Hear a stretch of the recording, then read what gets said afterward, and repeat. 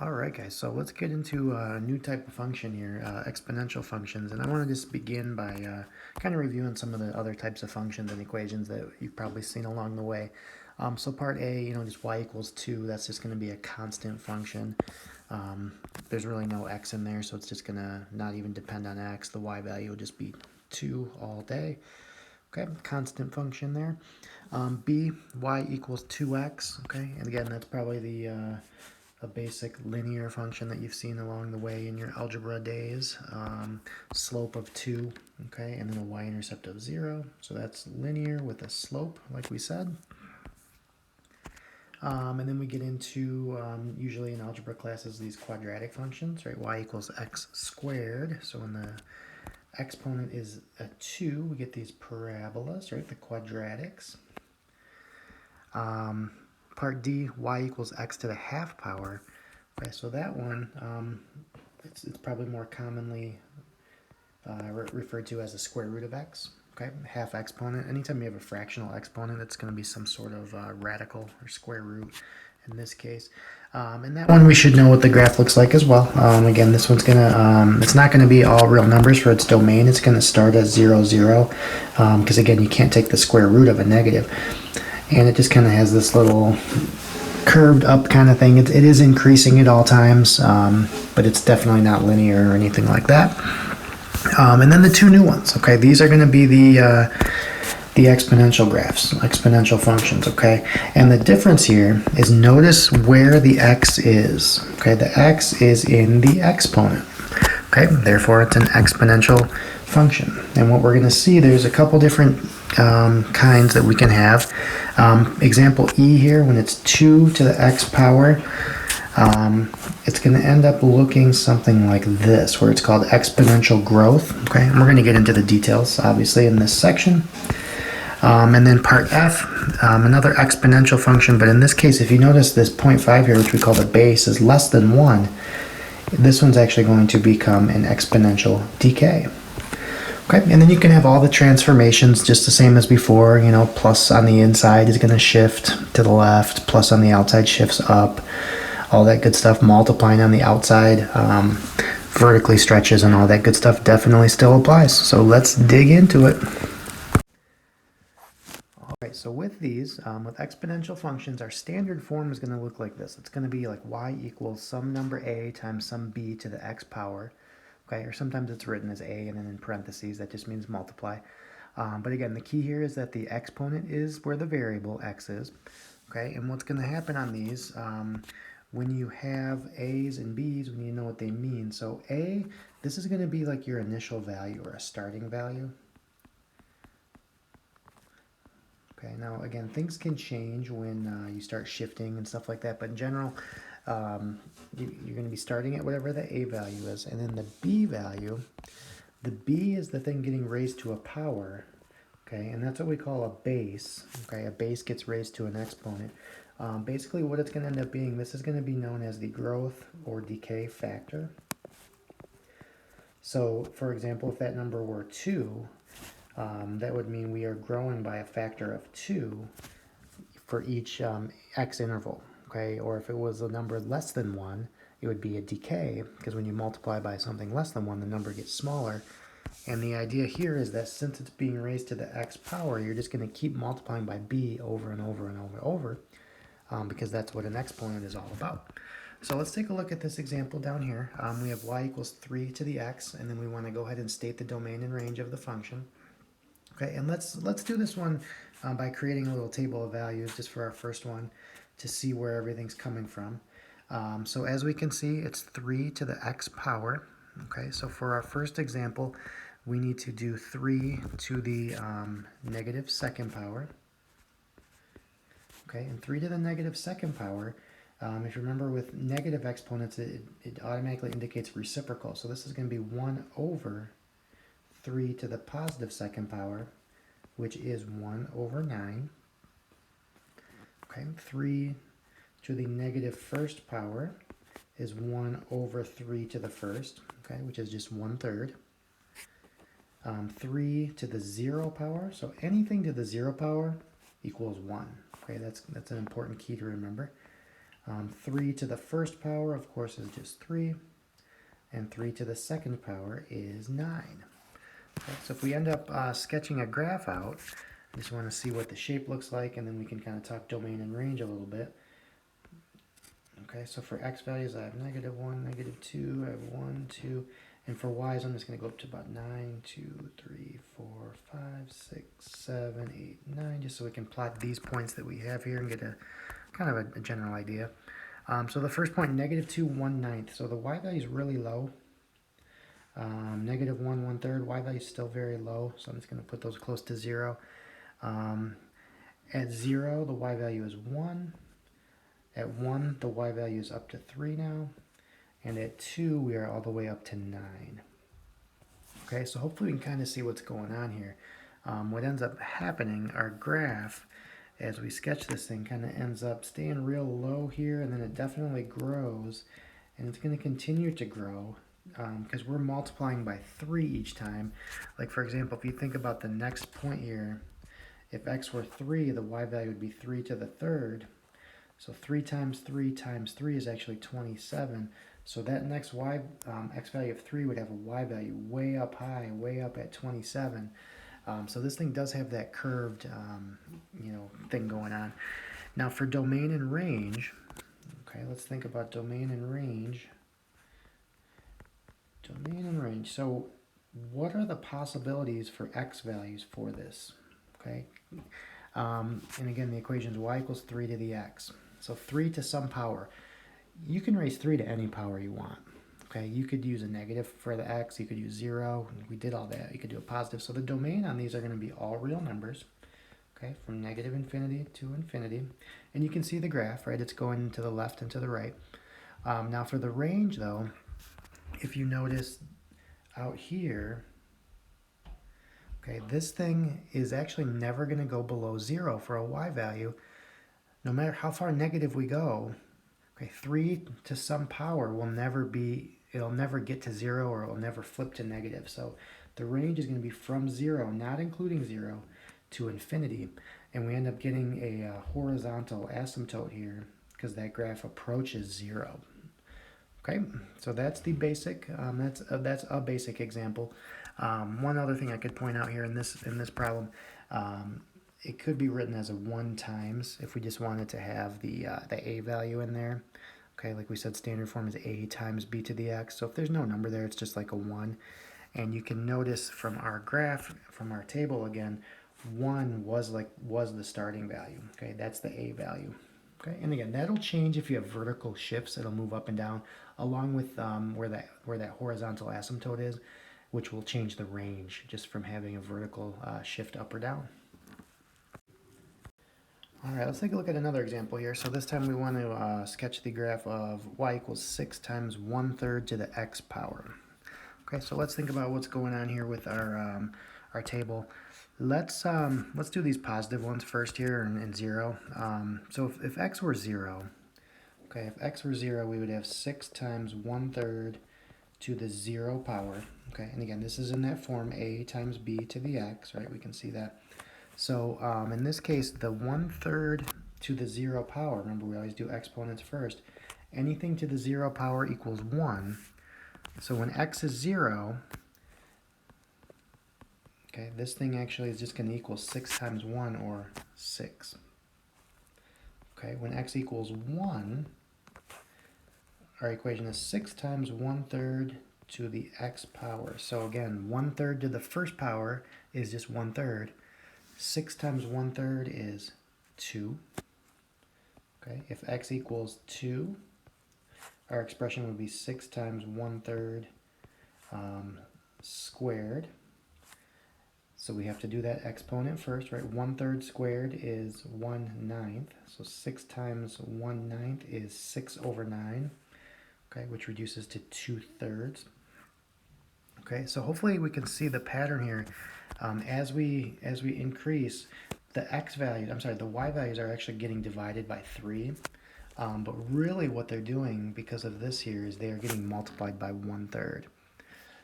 Now just to see what's going on in the other direction, when the x's are negative numbers, okay, like for example, if x is -2, the expression becomes 6 times 1/3 to the negative second power. Okay, 1/3 to the negative second power, okay, it has to be done first. And again, negative exponents, like we saw, indicate a reciprocal. So this would be 6 times 3/1 to the positive second. I did the reciprocal and I made the exponent positive. Okay, and 3 to the second power, of course, is 9. So 6 times 9 is 54. And when x equals -1, we're going to have 6 times 1/3 to the negative first. Doing the exponent, the negative exponent, right? Simplifying this part first again. Since it's a negative exponent, we make it reciprocal and make the exponent positive. So 6 times 3 to the first is just 18. Okay, and you can see again now this way, it might be easier to visualize. As we're moving this way, look at what's happening to the y values. Okay, they're actually getting multiplied by 3 as we move the other way. Okay, and when you're doing these, you guys are going to have access to calculators and all that stuff to graph this stuff. I just want to show you kind of some of the steps of where things are coming from. Okay, but let's see the shape of this. I'm going to make a scale here. I'm going to go by tens just so I can get up to that high y value there, 30, 40. Okay, and just plot a few of these points so we can see what we got here. So when we're at -2, we're up at 54. -1 was 18. 0 was at 6. Okay, that point needs to be plotted accurate. That's our y-intercept, right, the a value. And then, of course, we just kind of get closer and closer to 0. So this is an example of our exponential decay.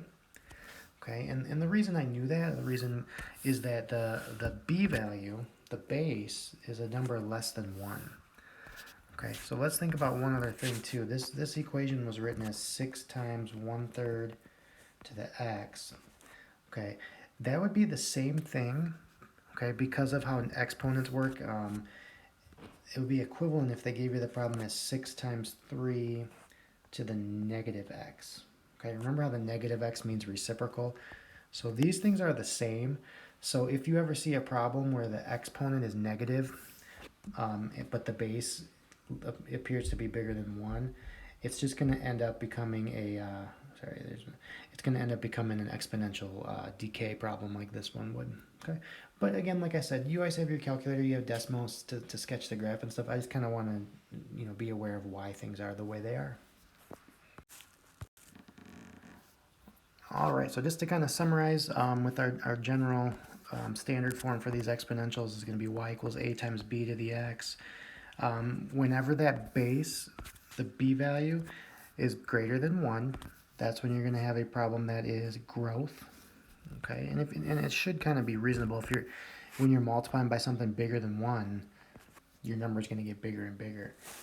And you'll get decay like we just saw when b is between 0 and 1. Okay, like if the b value was 1/3 in the previous problem, it was getting smaller. Okay, or if the x is negative. Okay, because remember we showed on the last slide how that could be equivalent to having the base be between 0 and 1.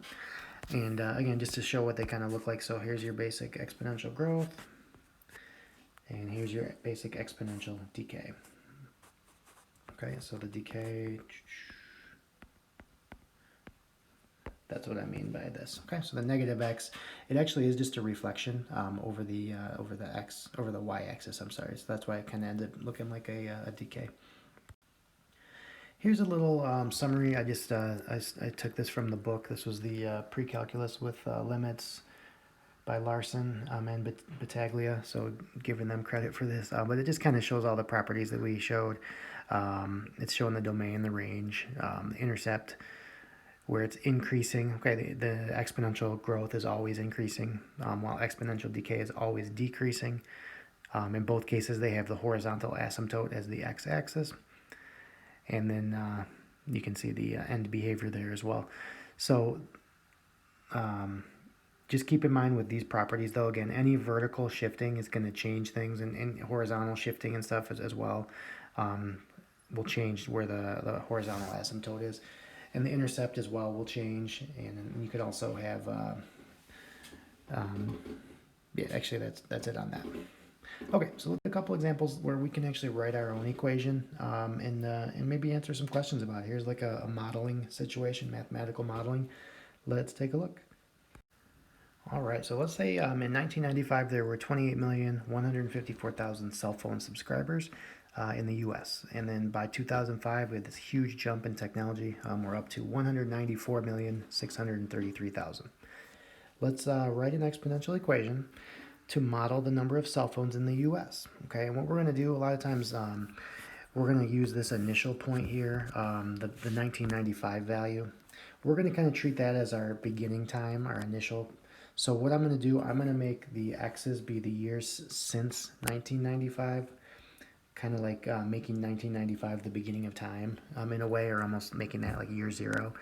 And again, that's just because that was our initial value. So we have a point here, and I'm going to make that, this first point here, I'm going to make the x on that be year zero, and the y value was the y value from the 1995. Okay, so again, the reason x is 0 there is because x is the years since 1995. Okay, so that's the beginning. And then we have this other point out here later, okay, in 2005, so that would be 10 years later, 10 years after 1995, and the y value is the 194,633,000. Okay, so we're going to use those 2 points, and we're going to have some sort of exponential curve going on here. Okay, now we should be able to find a linear equation too. If that was part of the question, if we thought it was a linear, a steady increase, we could find the slope and the y-intercept using stuff from our algebra days. But let's just go ahead and take a look at the exponential way to do this. Okay, so with exponentials, the idea is we want an equation that's going to look like y equals a. We're going to figure out a times b to the x power. Okay, and what we're going to want to do, we want to find the value of b. Okay, we actually know the initial value a. Okay, we know what it started out with. The initial value a is this number right here. Okay, but let's go ahead and see if we can figure out what b is.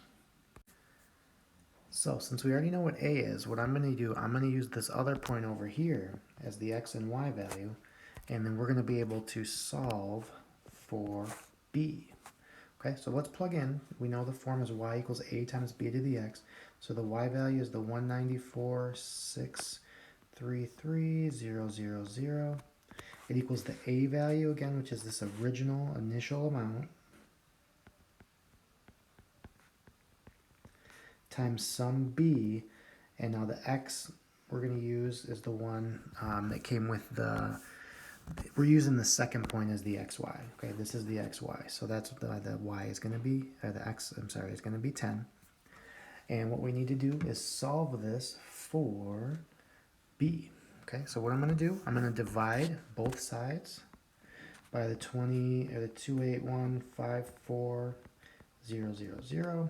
Okay, divide this by the same thing. Okay, that'll cancel that. And what that got me was, I calculated that to be 6.913 is going to equal b to the 10th power. Okay, and what we need to do is find b. So this might be a new thing to do. If you have something to a power, okay, if it was like b to the second power, we could take a square root. But we have b to the 10th power, right? So we're going to take, it's basically taking the 10th root, but the way to do it, there's not really a 10th root button, but we can raise both sides to the 1/10th power. Okay, so what's going to happen is, with these exponents here, these actually get multiplied together. That's a property of exponents. So 10 times 1/10 makes it just a 1. So this is just b to the first power.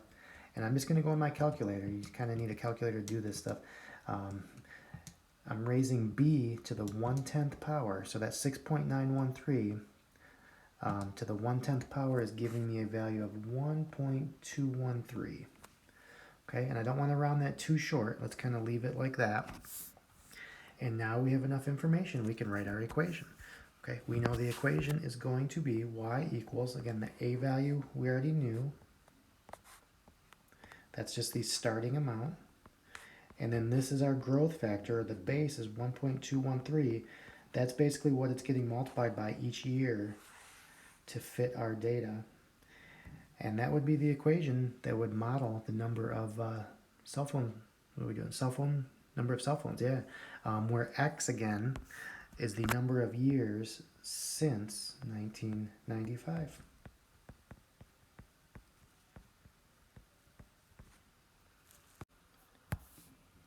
All right, then what we can do now that we have an equation, let's say we want to estimate the number of cell phones in 2020. Right, so now that we have an equation to use, we can do this. So what we can do is say, I want to know in the year 2020, so that means that is going to be 15 years since we started it, because we started this again in 1995. So in the year 2020, we're going to use an x value of 15. Okay, we're not going to put 2020 in for x. We're putting in 15 because it's the years since 1995. So all we need to do, though, is get ourselves a calculator, okay, unless you're super smart. And we need to evaluate this little expression here when x is 15. Okay, so let's type that in. We got 28154,000 times 1.213 to the 15th power. Okay, and the exponent, the 15, only applies to the 1.213. Okay, so make sure we're doing that part first if you're going to do step by step. Okay, or be careful with where your parentheses are. I'm getting a value of around, big number here, right? 50986, 1382. 0.5, just for accuracy. Okay, so what is that? Boom, boom. 509,861,382. Okay, and I'm not sure what the U.S. population is. I think it's around 300 million. So it looks like here we kind of took our data and went a little too far, and that's something that happens sometimes with something that's growing exponentially like this is. Eventually, there's just sometimes you just run out of resources or run out of space, or there's just it doesn't have that exponential growth forever. What we did here is called extrapolation. We extended this out past the period where we knew the data was exponential, and we kind of just assumed it's going to keep doing this, when in actuality, since there's not that many people in the United States, it's probably going to end up doing something more like this. Okay, and that's going to be a topic we might see later in the chapter. That graph, when it levels off like that, is actually called a logistic model instead of a pure exponential. Okay, but anyways, that's kind of how that's done. You can find the equation. It can be used to model. I think that's some of the most important parts of mathematics is modeling. When are you really going to ever have to just solve an equation or something in the real world? But modeling things, knowing how to find an equation and then use it to make predictions, that stuff actually does really happen all the time. So anyways, that's that, and have a great day.